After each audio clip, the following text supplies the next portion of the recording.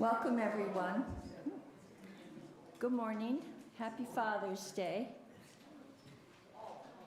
Welcome to this service from the Unitarian Universalist congregation of Grand Traverse. My name is Amanda Mangiardi, and I am the coordinator of the service today. It's my honor to serve as co-chair of the Sunday Services Committee, as well as a board trustee and as the editor of our newsletter, The Beacon. We are the congregation of the open arms. We love new people, and we are so delighted to have new members coming in to join our beloved community.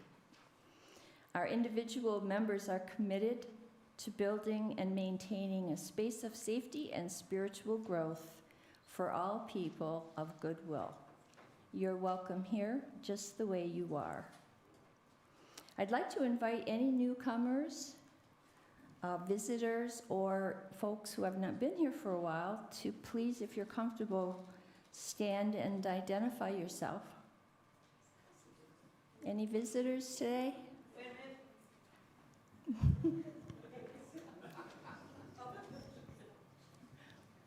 No. Oh, my name is Sheila. I'm a friend of Susan Leo's, and I'm from Medford, Oregon.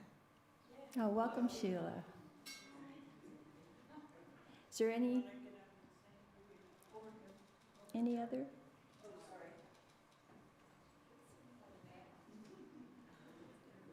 Oh. I'm Mars Warnes. Hello. Hi. And there was somebody over here.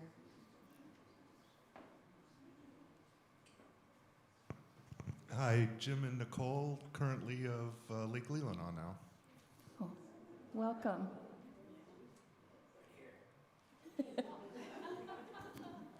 Chris Rhodes. I have to leave in like a half hour for work.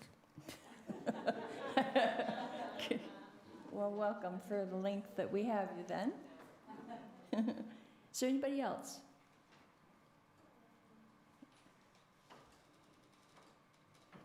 Well, we're very glad you're here. And during the social hour after the service, please take a yellow mug so we can identify you and make sure we talk to you and get to know you better.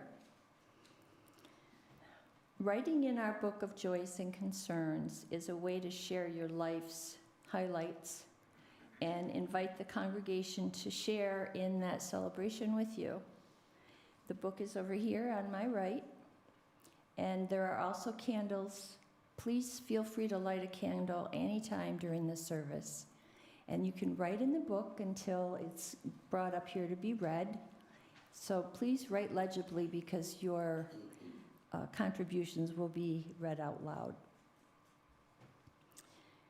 The importance of maintaining a connection to one another as a community cannot be overstated. We need that connection to one another so we may continue to evolve as a community. And one of the ways that we do that is through participation in small groups, such as the Soul Matters groups, the men's group, the creativity group, and so on. These small groups are so important for us to get to know one another on a more personal and a deeper level. And we share our thoughts and our lives with our groups. In my Soul Matters group, we call each other soul sisters. And I look forward to our monthly time together as we tackle the Soul Matter packets.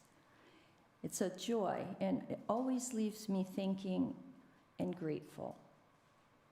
I'm blessed to have Holly Haywood as the facilitator of our group. And today she will share with us her thoughts on the delights of participating in a Soul Matters small group. We will also hear from Bill Hislop as he ponders cultivating delight. So now sit back and relax, turn off your cell phones, and enjoy the service on delight as we listen to the prelude played by our beloved Barbara Young.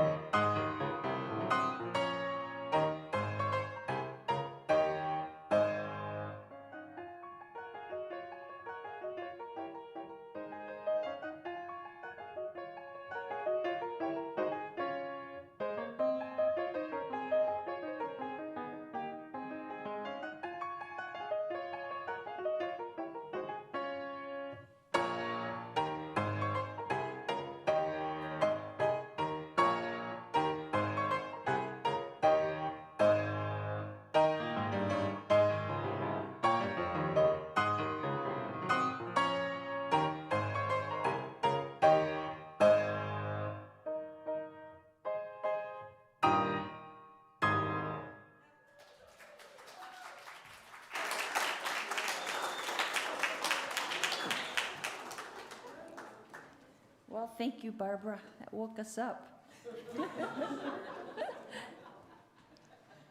Friends, as we light the chalice today, let's open our arms wide to embrace our beloved community and feel gratitude for all of us as we continue to further our connections with one another, thus learning and growing as a congregation.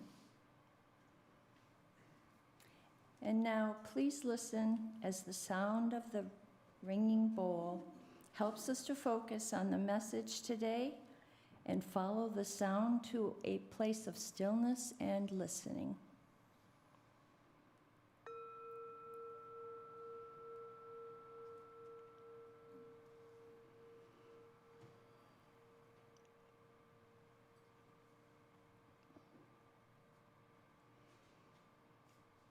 Friends, the Soul Matters theme for this month is delight.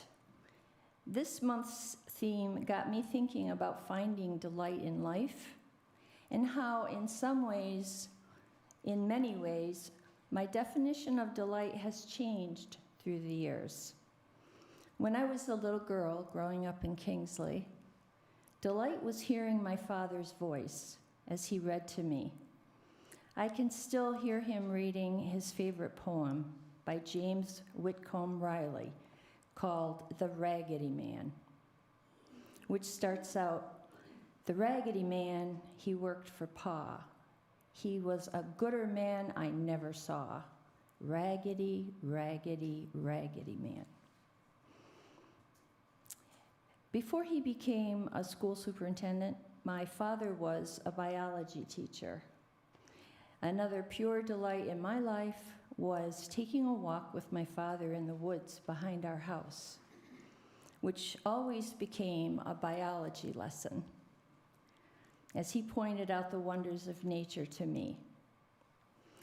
One of my favorite memories was when the two of us discovered a mountain of little pure sheets of ice formed by the wind and the spray of Duck Lake.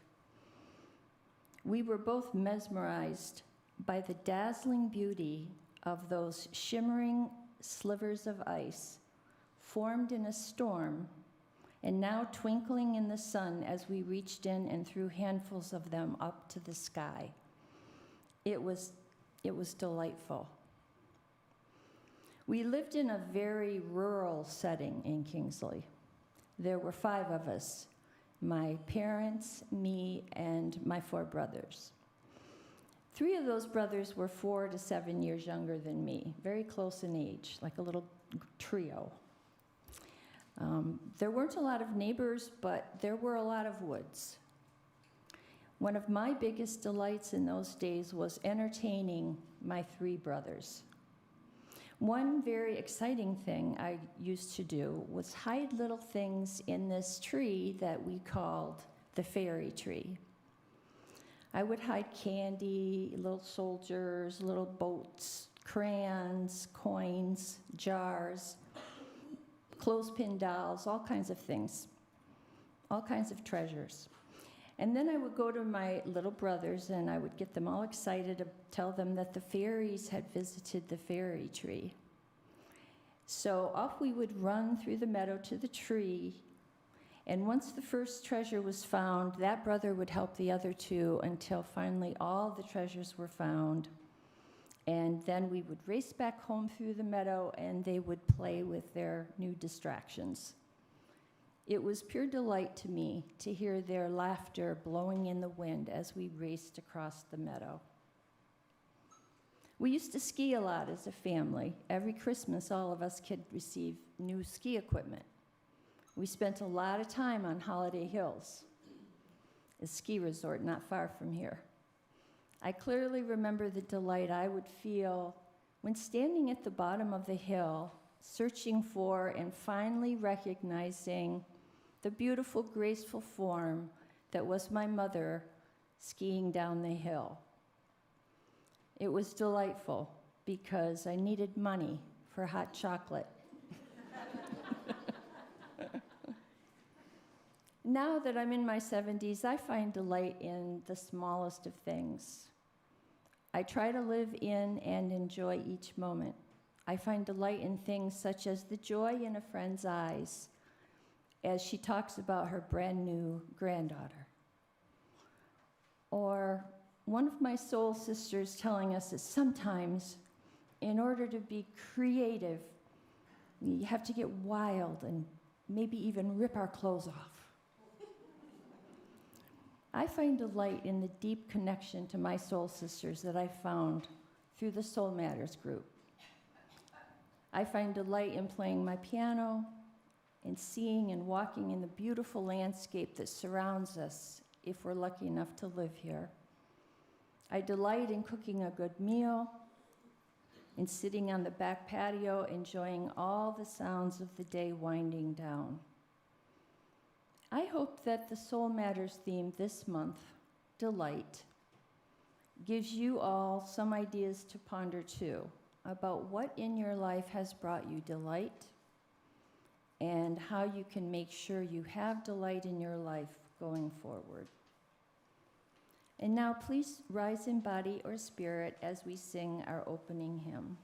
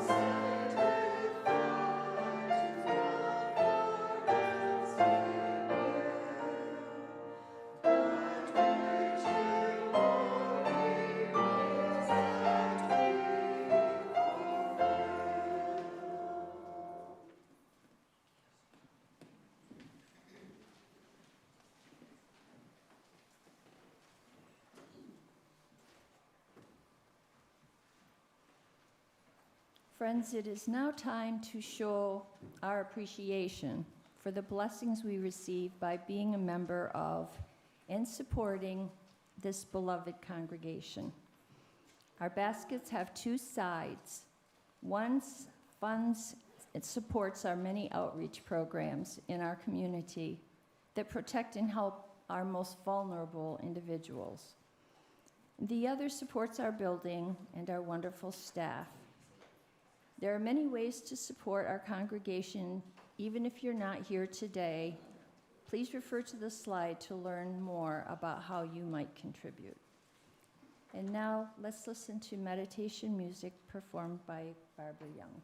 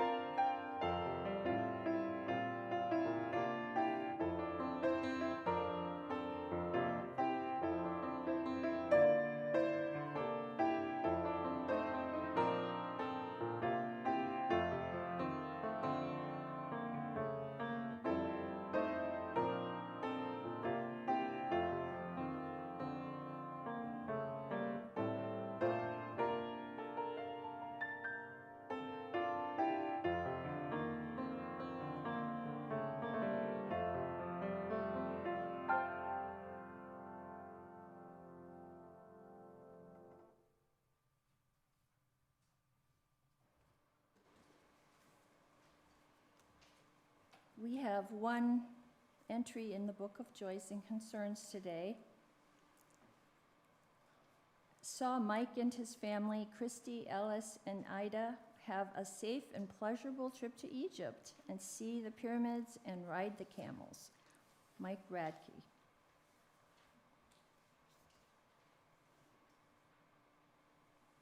And now, please rise in body or spirit as we sing our next hymn.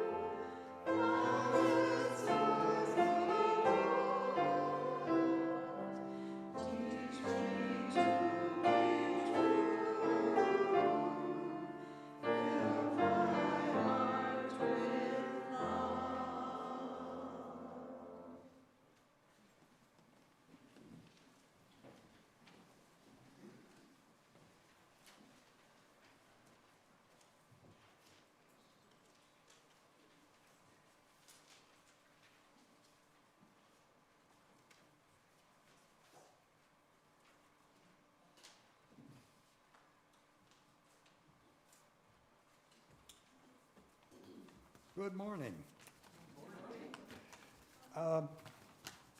When I learned that I was going to be talking about delight, I sort of started by putting together a rather long and ponderous dissertation on the tough subject. And after I read it, I decided I would spare everybody. Delight, the feeling of delight is a gift, it's a blessing. And with most blessings and gifts, it's best not to ask too many questions.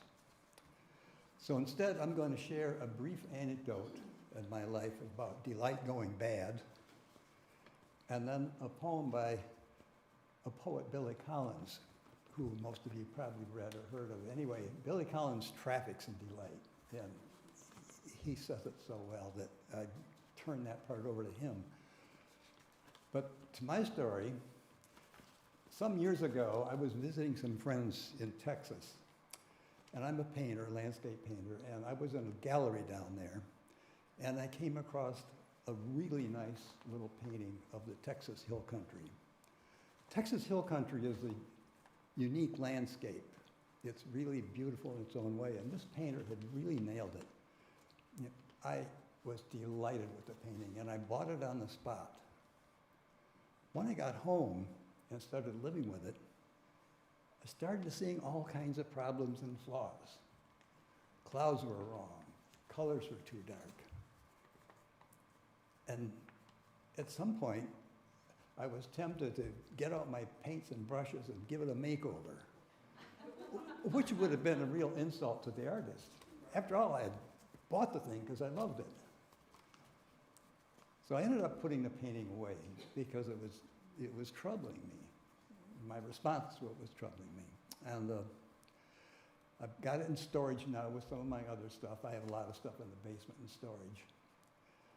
And every time I come across it, I force myself to mute the critic, and experience my initial feeling of joy and delight in the painting. And it's helped. I'm learning to value my initial response of delight and not ask too many questions, and to keep my heart open to delight. Now for Billy Collins. This short poem of his, I think it just encapsulates what we're talking about. The title is How to Read a Poem. I asked them to take a poem, hold it up to the light like a color slide, or press their ear against its hive. I say drop a mouse into a poem and watch it probe its way out, or walk inside the poem's room, feeling the walls for the light switch. I want them to water ski across the surface of a poem, waving at the author's name along the shore. But all they want to do is tie the poem to a chair with rope and torture a confession out of it. They begin beating it with a hose to find out what it really means. I have the same experience with music. I really love the songwriter John Prine. His lyrics are obscure sometimes, but also really profound and really penetrating. But the music, the sound, his voice, the irreverent, mischievous vibe, I absolutely love, and I get so much from his music. But when I come across lyrics that don't make sense to me, rather than shut down the sense of delight and try and parse out those words and figure out what is he trying to say here, I let the music wash over me. And it's so much better than trying to decode, than to torture it, beat it with a hose, try to get the meaning out. I have the same experience in church. I can respond with delight to a beautifully composed or constructed service, like we all did last week with the clown act. Remember the clown act? It was just delightful. Or I can shut down the sense of delight and deeply analyze the meaning. What did this service mean? How do I really go deep into the analysis in the left brain? But I find it's better for my soul to do the former, to just go with the feeling of delight and allow it, make space for it. And in church, in a small group, I find that my level of delight and involvement in small groups increases because it's less scripted, more spontaneous, and I'm invited to participate. I'm in several small groups here in the church. The men's group, and then previously and have continuously been in the Buddhist study circle. I've been involved in any number of small groups, book clubs, study groups in the wider community, some of whom I've been with 10, 15 years, and we're ongoing. Others, we had to stop because people aged out and died off. But the sharing, the wisdom, as we go around the circle in a small group discussion, it's almost always thought-provoking and inspirational, and at times unexpectedly delightful. And my intention, as I try to mellow into a riper old age, is to really embrace those feelings of delight, to make space for them, to open my heart to delight. Thank you.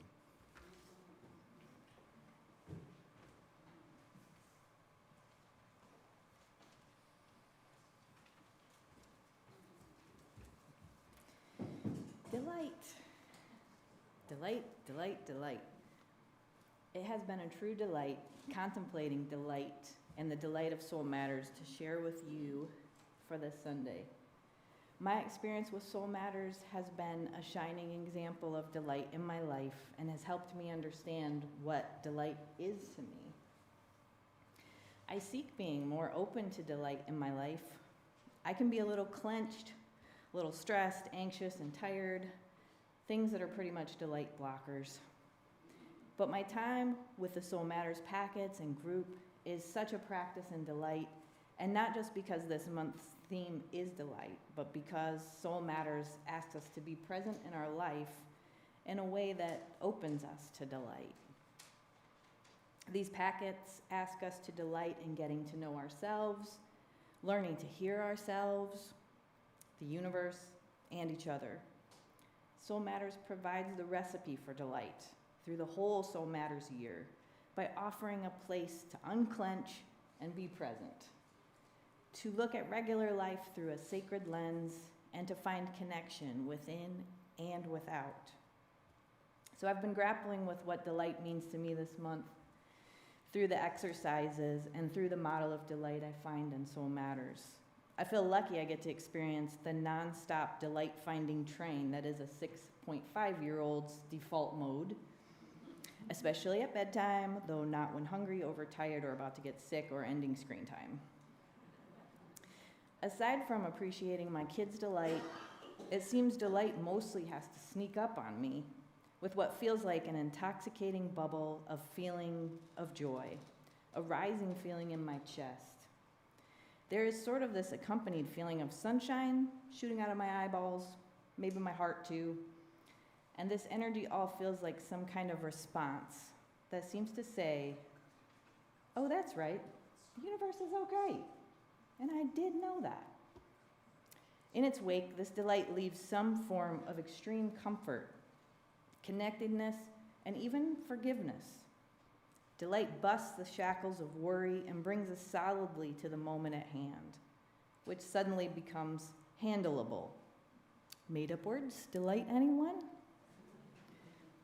While I strive to slow down and be present enough to notice what I am sure is delight all around me, I realize that I have been scheduling delight each month, that I sit down with these packets, and each month when I join up with my Soul Matters meeting.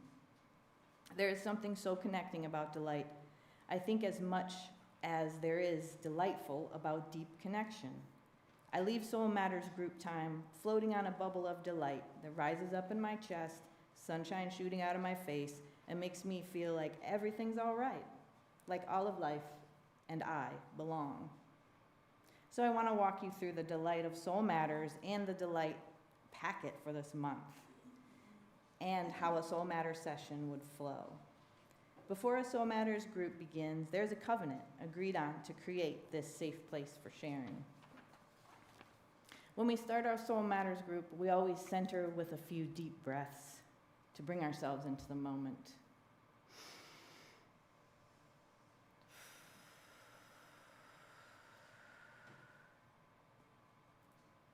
I really need those deep breaths.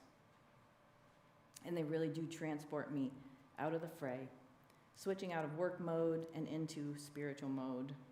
This openness is where the delight just flows. After deep breaths, we center with a quote from the packet, like this one from Alexander Smith. Love is but the discovery of ourselves and others, and the delight in the recognition. Next, we do a check-in where we offer up one thing pulling or draining on our spirit and one thing lifting us up, if we have anything that fits. This is further planting ourselves in the present by acknowledging the heavy stuff and celebrating the buoyant stuff. We listen, we don't interrupt, or offer suggestions or advice.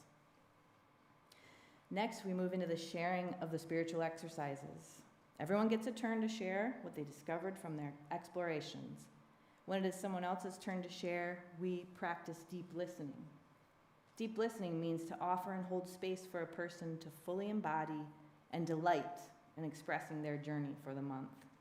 We do not interrupt or offer advice or fix. We simply listen and allow. This safety allows for an authentic connection to self for the speaker, allowing them to just be in a way that isn't tripped up by worrying about how people will respond or if they will be judged. This reminds me of the conditions for delight. The safety that is found in children who delight in everything because they have not been bogged down by the worry of adulting. It is a practice for my nervous system to know safety, which will lead to unclenching and thus more delight. It is the delight in sharing the thoughts one has mulled over for the month as much as it is listening and learning from everyone else's shares and experiences. It is a safe place where you can just be, where we stop and become open. This month, the choices in the packet were as follows. Option A asks you to make your own box of delights, where you look around at your life and in your memories and collect the things that have delighted or do delight you and put them in a poem. I have started some ideas on this one. Like I find it so delightful when I misjudge people, like thinking they are uptight, but getting to know them and finding out they are really laid back and goofy. I really delight in incongruencies in others and in myself. I delight in this color. I delight in starting to clean up my chaos end of the school year house and discovering a box of my favorite tea that I thought I was out of. I delight in a friend bringing a bag of tea to church for me to try and joking about someone seeing us handing off a baggie of herbs. I delight every time my child makes best friends with a roly-poly. Option B invites you to write your book of delights, much like the author Ross Gay, who wrote about a delight for every day for a year. The Soul Matters packet just asks you to do it for a week. I'm still contemplating this one before our meeting, but if you haven't read and have a chance to read Ross Gay's Book of Delights, I highly recommend it. And just in case you are interested, you can access the audio version on the Hoopla app via the public library for free. See me later if you aren't hooked up to this amazing resource. For this option, Reverend Scott Taylor notes in the packet, and of course, part of this exercise is figuring out why exactly you and your deepest self wants and maybe even needs to give it a try. These types of questions, directions in the Soul Matters packets delight me to no end. Such a gentle, loving egging on of getting to know oneself, be with oneself, and listen to oneself. Option C suggests that you help another delight in a book that delighted you. So you can give away a book to a friend or a stranger. If you are giving to a friend, the directions say you must leave a note as to why the book delighted you and what special thing about them made you want to give it to them. There are also several links to share with strangers. Just reading this question has got my mind looking back to what books delighted me and how lovely it would be to connect and share this delight with a friend. Option D is the delight of writing letters and asks you to write 2 to 3 handwritten letters and come back to the group with a verdict on if letter writing provides a deeper delight. Option E, revisit a delight of childhood. Some of the ideas provided are catch fireflies in a jar, build a sandcastle, go to a drive-in movie, cannonball into a pool, fly a kite. It is suggested that to go deeper, you could write a journal entry, writing about how this connected you to who you were then. Does anyone know of a good place to see fireflies when they come out this summer? It has been a really long time since I've seen that magic. Option F ask them about their delight. In this option, you are asked to meet with a loved one and ask them several questions about delight. The idea is not so much to get their answers and report back, but to reflect on the experience and what it brought up for you. Maybe a comfort, maybe a challenge. Some of the questions listed. What age has been most full of delight for you? What is the oddest thing you delight in? What summer activity delighted you the most as a kid? What word delights you when you say it? My favorite question in this list is, what is the oddest thing you delight in? It tickles me just thinking of knowing this about everyone, I think my soul senses many delight-inducing incongruencies possible here. This is not part of the Soul Matters exercise, but please feel free to let me know the oddest thing you delight in. I would delight in hearing it. Option G, which delight quote calls to you? You are directed to read through the many wise words at the end of the packet a few times and then meditate on a quote that stands out or calls out to you in comfort or challenge. It is also suggested you could write a journal entry or make a creative expression around what you find. The fun about these spiritual exercises is as much about doing them as it is understanding within myself why I wanted to do them. And it is also fascinating to learn this about my group members. Not just what they learned when they did the exercise, but what about them made it important to them to do it. And we share this with each other without comment or advice. We deeply listen and we deeply connect. And then we have our response round. And this is not the place where advice finally comes in. This is the time when we reflect gratitude for someone, for something that rose in us while we listened. We share back some part of our soul that felt connected, comforted, or challenged, or a memory that was lifted back to us. The next phase is the question section, which I love because it's not about answering the questions. It's about discovering why you want to answer a question or why a question wants you to answer it.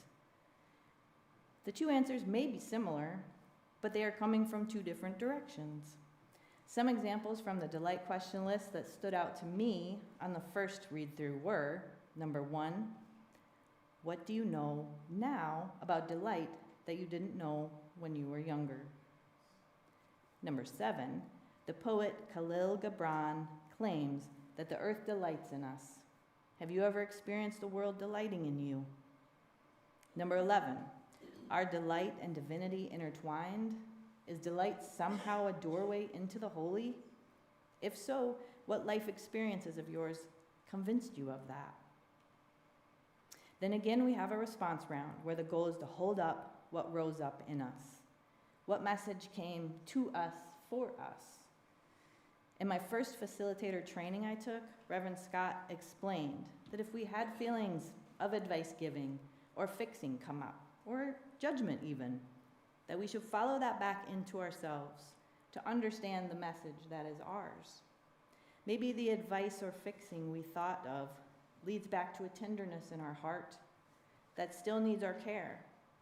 So then, instead of offering our fix, we offer up this connection that a share reminded us of a grief we still feel over a relationship we care about. This practice is something I work to carry in my regular life, asking myself, what is this bringing up for me?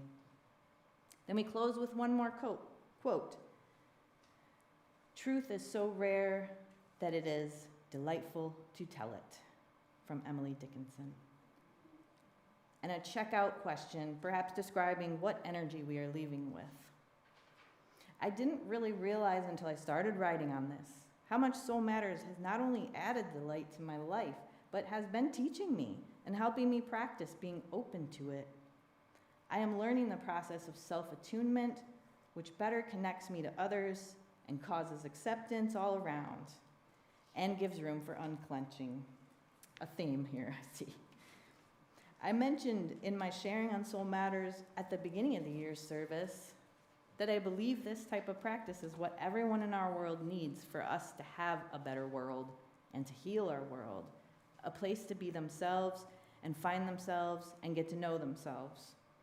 I now see that because it is the path to delight, which is not some frivolous emotion for another time when things calm down.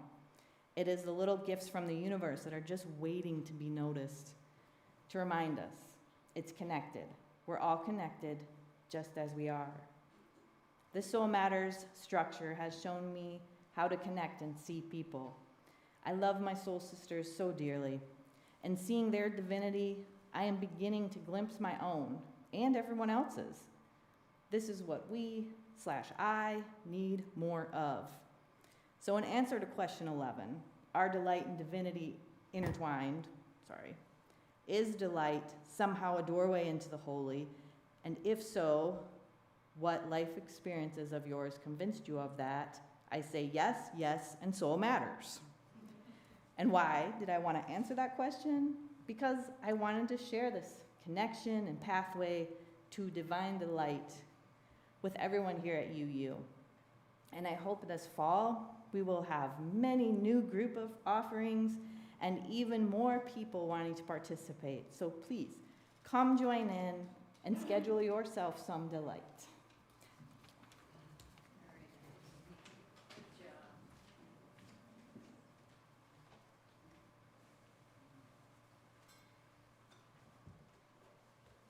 A moment of stillness while we process all those beautiful words.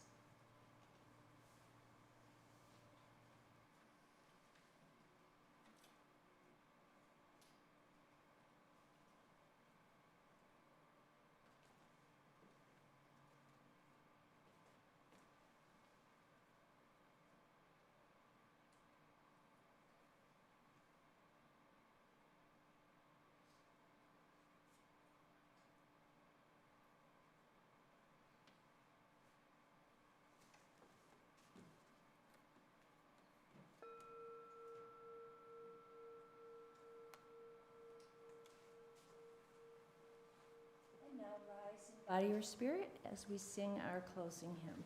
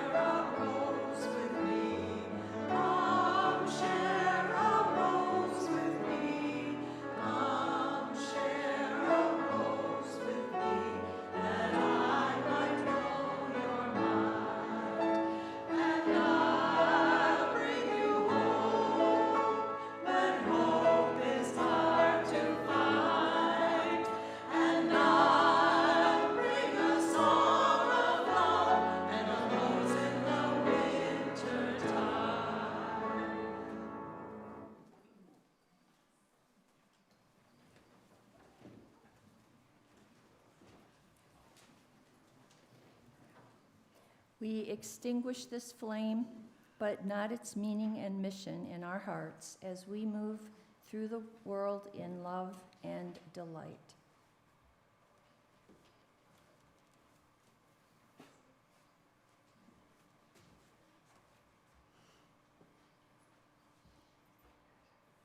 The benediction this morning is from Israel Bafardi.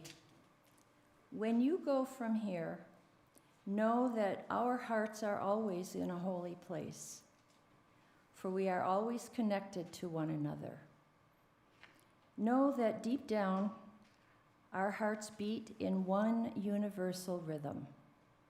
May we each find the sacred space to hear it. Before we go to social hour,